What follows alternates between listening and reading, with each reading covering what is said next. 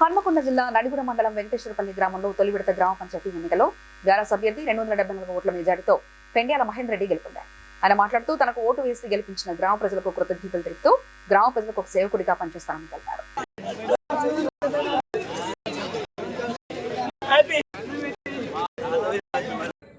BRS గ్రామ సర్పంచ్ అభ్యర్థిగా ప్రకటించి నా గెలుపుకు కృషి చేసినటువంటి పరకాల ఎమ్మెల్యే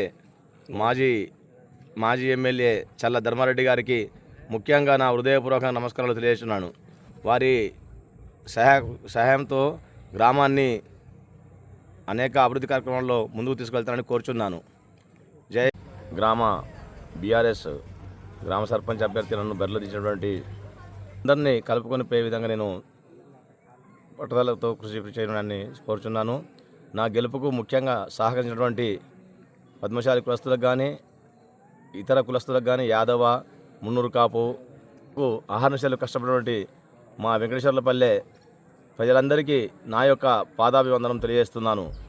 అలాగే నాతోటి పాటు మా వార్డ్ మెంబర్స్ కూడా 5 గెలవడం జరిగింది. అందులో ఉప సర్పంచ్గా ఎన్నుకోవడానికి మాకు అవకాశం కల్పించినటువంటి ప్రజలందరికీ ధన్యవాదాలు తెలియజేస్తున్నాను. Please like and share, subscribe to BCN Telugu News. Please like, share and subscribe to BCN Telugu News.